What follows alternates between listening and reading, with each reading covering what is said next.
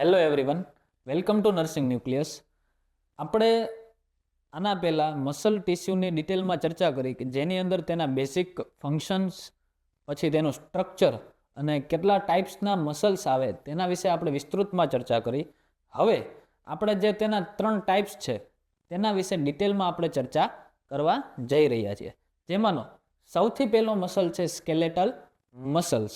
નામ ઉપરથી કામ આપણને ખબર પડી જાય છે. જેમ કે સ્કેલેટલ મસલ્સ એટલે કે કંઈક સ્કેલેટલ સાથે તેનું કંઈક અટેચમેન્ટ છે, જેથી તેને સ્કેલેટલ મસલ તરીકે ઓળખવામાં આવે છે. જે આ મસલ છે સ્કેલેટલ મસલ, તે આપણા બોનને મૂવમેન્ટ કરાવવાનું કામ કરે છે. આપણા બોનને મૂવ કરે છે, તેના કારણે આપણી બોડીની જે મૂવમેન્ટ થઈ રહી છે, બરોબર, તો આ મસલને આપણે સ્કેલેટલ મસલ તરીકે ઓળખીશું. પછી તે કેવા છે તો કે અનબ્રાન્ચ છે, બરોબર. તો આવી રીતના કોઈ એક મસલ છે સ્કેલેટલ મસલ, તો આની કોઈ અલગથી એક બ્રાન્ચ છે નહીં. આ સીધા એકદમ બંડલ્સની અંદર પ્રેઝન્ટ છે, મતલબ કે આ કેવા છે અનબ્રાન્ચ છે. પછી કેવા છે તો કે વોલન્ટરી છે, કે જે આપણા ઓબ્વિયસ કંટ્રોલની અંદર છે, કે જે આપણી ઐચ્છિક તરીકે કામ કરે છે. આપણને ઈચ્છા થાય તો કામ કરે, ના કરવો હોય તો ન કરે. મતલબ કે આપણા કોન્શિયસ કંટ્રોલની અંદર આ મસલ્સ છે. જ્યારે કાર્ડિયાક મસલ્સ અને સ્મૂથ મસલ્સ આ બંને આપણા કંટ્રોલની અંદર છે નહીં, મતલબ કે આઉટ ઓફ કંટ્રોલ. હવે સ્ટ્રાયેટેડ મસલ છે, એની અંદર સ્ટ્રાયેશન્સ પ્રેઝન્ટ છે. આ ડાર્ક બેન્ડ અને લાઇટ બેન્ડ પ્રેઝન્ટ છે, મતલબ કે આની અંદર આ સ્ટ્રાઇપ્સ પ્રેઝન્ટ છે, બરોબર. Attach to bones. હવે આ જે મસલ છે, જે કાર્ડિયાક મસલ સ્કેલેટલ મસલ છે, તે બોનની સાથે અટેચ છે. કેના દ્વારા અટેચ છે તો કે આ બોન છે, બરોબર, તેની સાથે આ ટેન્ડન છે અને તેની સાથે આ મસલ અટેચ છે. જે તમે આ એક અલગથી ડાયાગ્રામ છે તેની અંદર તમે જોઈ શકો છો કે બોનની સાથે ટેન્ડન અને ટેન્ડનની સાથે મસલ અટેચ છે.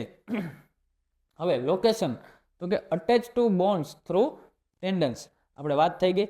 પછી છે ફોર્મ્સ મસલ ઓફ ફેસ. આપણા જે ફેસની ઉપર મસલ્સ છે ત્યાં સ્કેલેટલ મસલ્સ છે. આપણી જોની જે મૂવમેન્ટ થાય છે તે પણ એક મસલ્સના કારણે થાય છે. પછી જે આપણો નેક એરિયા છે ત્યાં પણ સ્કેલેટલ મસલ્સ પ્રેઝન્ટ છે. પછી છે આપણું બોડીનો ટ્રંક, કે જે ચેસ્ટ અને એબ્ડોમિનલ એરિયા છે ત્યાં પ્રેઝન્ટ છે.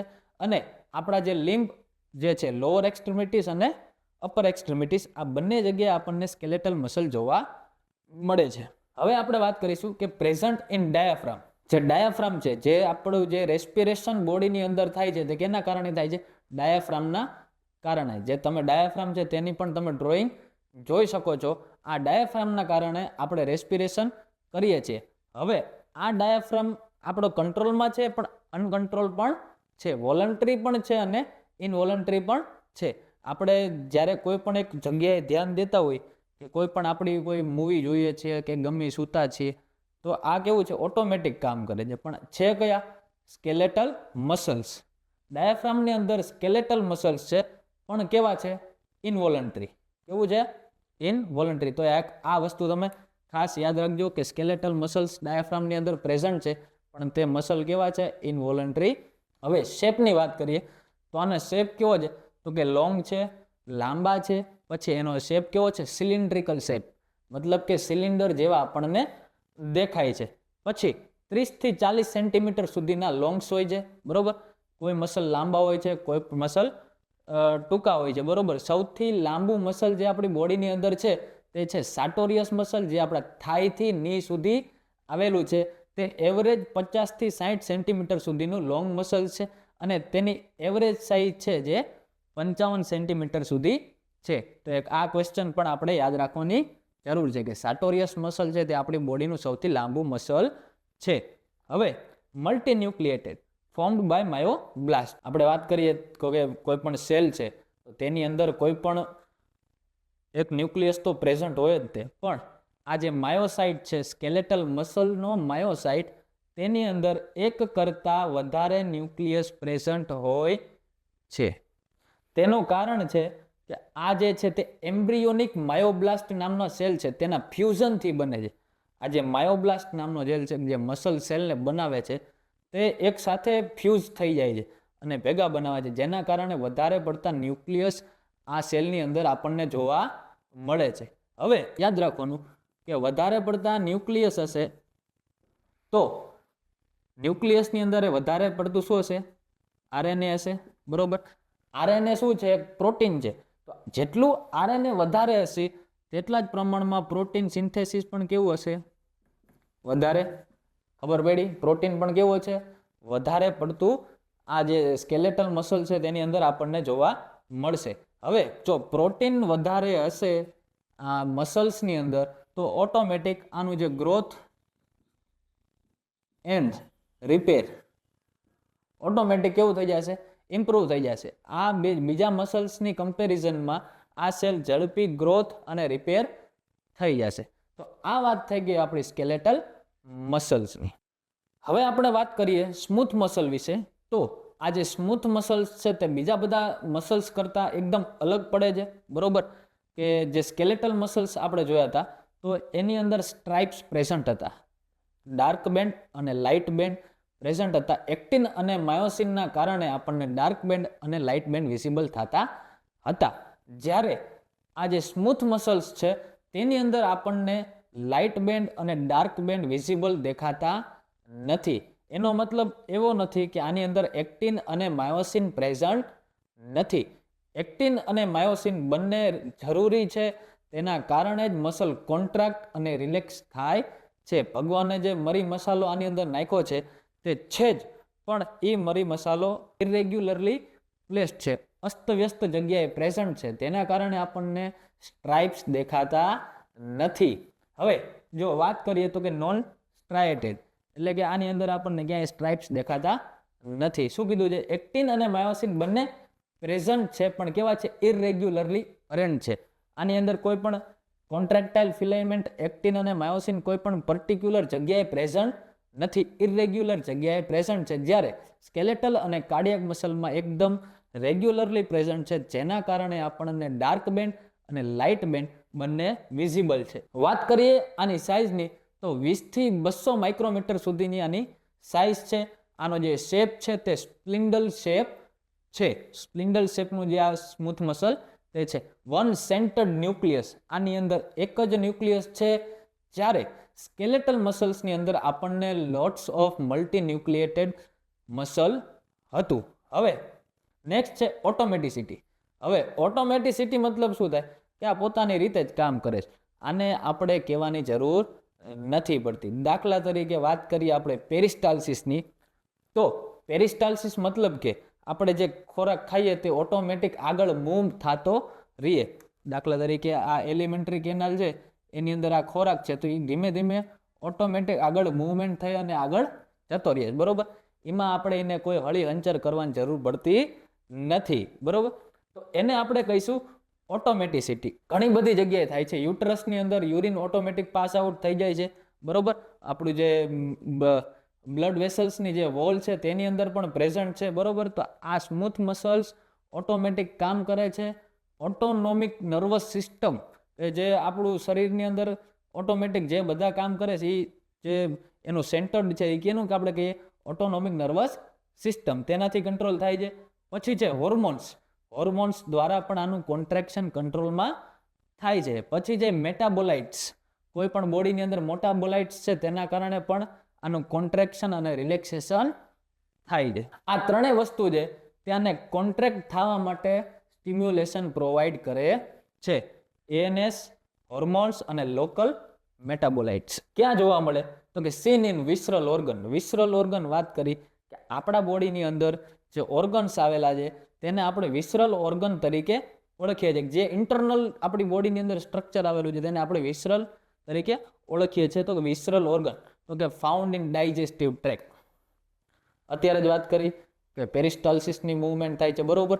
ઇન્ટેસ્ટાઇન્સની અંદર સ્મૂથ મસલ્સ પ્રેઝન્ટ છે. પછી વાત કરીએ રેસ્પાયરેટરી ટ્રેક્ટ, તો એની અંદર બ્રોન્કિયોલ્સ, એની અંદર પણ આપણને સ્મૂથ મસલ્સ જોવા મળશે. પછી વાત કરીએ તો કે ડાયામીટર્સ ઓફ બ્લડ વેસલ્સ. જે બ્લડ વેસલ છે આપણી જે નસો છે તેની અંદર પણ આપણને આ સ્મૂથ મસલ્સ છે તે જોવા મળશે. પછી યુરિનરી સિસ્ટમની અંદર આપણને યુરેટર્સની અંદર જોવા મળશે. પછી ઇજેક્યુલેશન ટ્યુબ છે તેની અંદર આપણને રિપ્રોડક્ટિવ સિસ્ટમની અંદર જોવા મળશે, ફેલોપિયન ટ્યુબની અંદર જોવા મળશે, યુટ્રસની અંદર મેન્સ્ટ્રુઅલ બ્લીડિંગ છે તેને આગળ પુશ કરવા માટે પણ આપણને યુટ્રસની અંદર સ્મૂથ મસલ્સ જોવા મળશે. અલગ અલગ સિસ્ટમમાં લગભગ મોસ્ટલી બધી સિસ્ટમની અંદર આપણને સ્મૂથ મસલ જોવા મળશે. પછી વાત કરીએ તો કે smooth muscles surrounded by only endomysium. જ્યારે સ્કેલેટલ મસલ્સ અને કાર્ડિયક મસલ્સ પેરીમાઇસિયમ, એપીમાઇસિયમ અને એન્ડોમાઇસિયમ આ ત્રણેય કનેક્ટિવ ટિશ્યુ દ્વારા સરાઉન્ડેડ હતા, પણ આ જે સ્મૂથ મસલ ટિશ્યુ છે એ ઓનલી સરાઉન્ડેડ બાય એન્ડોમાઇસિયમ. હવે આપણે વાત કરીશું કાર્ડિયક મસલ વિશે. તો જે કાર્ડિયક મસલ આપણો મિત્ર છે તે આપણને ખાલી એક જ જગ્યાએ જોવા મળશે, અને તે છે આપણા હાર્ટની જે વચ્ચેનું લેયર છે કે જેને આપણે માયોકાર્ડિયમ તરીકે ઓળખીએ છીએ, ત્યાં જ આપણને કાર્ડિયક મસલ ખાલી જોવા મળશે, બીજે ક્યાંય જોવા મળશે નહીં. આ આપણા મિત્રને ખાલી હાર્ટની અંદર જ ગમે છે, બરોબર. હવે હાર્ટના ટોટલ કેટલા? 3 લેયર છે. એક છે એપિકાર્ડિયમ જે આઉટર મોસ્ટ લેયર છે, પછી માયોકાર્ડિયમ જે મિડલ લેયર છે, ત્યાં આપણને કોણ જોવા મળે? આપણો દોસ્તાર. અને અંદરનું લેયર છે તેનું નામ છે એન્ડોકાર્ડિયમ, બરોબર. હવે તમે મને એમ કહો કે એન્ડોકાર્ડિયમ જે લેયર છે તે કઈ ટિશ્યુનું બનેલું છે? હાર્ટ કેવું છે? તો કે હોલો ઓર્ગન છે, અને એને કવર કરતું લેયર એટલે એન્ડોકાર્ડિયમ. તે કઈ ટિશ્યુનું બનેલું છે તે તમે જરાક કોમેન્ટ કરીને મને જણાવજો. હવે વાત કરીએ તો આની લેન્થ અને ડાયામીટર. તો લેન્થ કેટલી છે? તો કે 50 to 100 માઇક્રોમીટર, અને ડાયામીટર કેટલો છે? 10 to 20 માઇક્રોમીટર. હવે આ કેવું છે? કંટ્રોલ કેવો છે? તો આનો કે ઇનવોલન્ટરી કંટ્રોલ છે, આપણા કોન્શિયસ કંટ્રોલની અંદર છે નહીં. જ્યારે સ્કેલેટલ મસલ કેવા હતા? આપણા કંટ્રોલની અંદર હતા, એટલે આપણે એને કીધું હતું વોલન્ટરી મસલ છે. જ્યારે હાર્ટ અને સ્મૂથ મસલ બંને કેવા છે? ઇનવોલન્ટરી કંટ્રોલની અંદર આવે છે. ઓકે. હવે જે હાર્ટ છે તે પોતાનું કોન્ટ્રાક્ટ અને રિલેક્સ થવા માટે એક ઇમ્પલ્સ આપે છે, જે એને સિગ્નલ મળે છે. તે કેના દ્વારા મળે છે? એસએ નોડ અને એવી નોડ દ્વારા. હાર્ટની અંદર 2 નોડ્સ પ્રેઝન્ટ છે, એક છે એસએ નોડ અને બીજી છે એવી નોડ. એસએ નોડનું ફૂલ ફોર્મ થાય છે સાઇનો એટ્રિયલ નોડ, અને એવી નોડનું થાય છે એટ્રિયો વેન્ટ્રિક્યુલર નોડ. આ બંને જે નોડ્સ છે તે હાર્ટને ઇલેક્ટ્રિકલ ઇમ્પલ્સ આપે છે, અને જેના કારણે હાર્ટ કોન્ટ્રાક્ટ અને રિલેક્સ થાય છે. જ્યારે આ બંને નોડ કામ કરતી બંધ થઈ જાય ત્યારે માણસને બહારથી એક ઇલેક્ટ્રિક ઇમ્પલ્સ આપવા માટે પેસમેકર નામનું એક ઇલેક્ટ્રોનિક ડિવાઇસ અંદર હાર્ટની અંદર મુકાવવું પડે છે. No nerve stimulation needed to initiate contraction.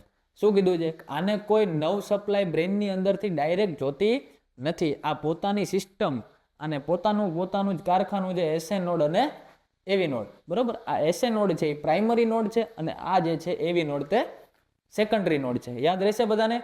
Okay. હવે છે સ્ટ્રાયેટેડ મસલ્સ. તો આની અંદર પણ કેવા છે? સ્ટ્રાઇપ્સ પ્રેઝન્ટ છે, આપણે જોઈ શકીએ છીએ. એક્ટિન અને માયોસિન બંને એકદમ વિઝિબલ છે, બરોબર. આ માયોસિન એકદમ ડાર્ક દેખાય છે, બરોબર. એટલે આની અંદર સ્ટ્રાઇપ્સ પ્રેઝન્ટ છે, જ્યારે સ્મૂથ મસલની અંદર સ્ટ્રાઇપ પ્રેઝન્ટ નથી, કેમ કે એક્ટિન અને માયોસિન બંને ઇરેગ્યુલરલી અરેન્જડ હતા, બરોબર. કેવા છે? તો કે બ્રાન્ચ્ડ છે. જ્યારે પહેલા 2 સ્કેલેટલ અને સ્મૂથ મસલ બ્રાન્ચ્ડ હતા, ને આ એકબીજા સાથે એક બ્રાન્ચથી અટેચ છે. કેમ અટેચ છે? કે જે ઇલેક્ટ્રિકલ ઇમ્પલ્સ આવશે તે અહીંથી આ ફાઇબર્સની અંદરથી આ ફાઇબર્સ થ્રુ આ બ્રાન્ચ દ્વારા પહોંચી જશે. પછી શેપ કેવો છે? તો કે સિલિન્ડ્રિકલ ફાઇબર. સિલિન્ડ્રિકલ આનો શેપ છે. યુનિન્યુક્લિએટેડ ઓર બાયન્યુક્લિએટેડ. કાર્ડિયક મસલ તે યુનિન્યુક્લિએટેડ છે અથવા તો બાયન્યુક્લિએટેડ છે. એક ન્યુક્લિયસ પ્રેઝન્ટ હોય છે અને 2 ન્યુક્લિયસ પણ ઘણીવાર પ્રેઝન્ટ જોવા મળે છે. મોસ્ટલી આપણને યુનિન્યુક્લિએટેડ જ જોવા મળશે. હવે વાત કરીએ ઇન્ટરકેલેટેડ ડિસ્ક. તો કે આ નવું આવ્યું, આ શું છે? તો જો અહીંયા જો, આને શું કહીશું આપણે? ઇન્ટરકેલેટેડ ડિસ્ક. આ જે ઇન્ટરકેલેટેડ ડિસ્ક છે, આ બાજુ એક માયોસાઇટ છે, આ બાજુ બીજો માયોસાઇટ છે. આ બંને માયોસાઇટને શું કરે છે? એકબીજાથી દૂર રાખે છે, અલગ પાડે છે. એટલે આને આપણે શું કહીશું? ઇન્ટરકેલેટેડ ડિસ્ક. માઇક્રોસ્કોપની અંદર જે આ માયોસિન ફિલામેન્ટ છે કે જેને આપણે ડાર્ક બેન્ડ કહીએ છીએ, તેના કરતાં વધારે ડાર્ક દેખાય છે. આ કોણ? તો કે ઇન્ટરકેલેટેડ ડિસ્ક. હવે આ ઇન્ટરકેલેટેડ ડિસ્કનું કામ શું છે? તો કે એની અંદર ડેસ્મોઝોમ્સ પ્રેઝન્ટ છે. શું છે? ડેસ્મોઝોમ્સ પ્રેઝન્ટ.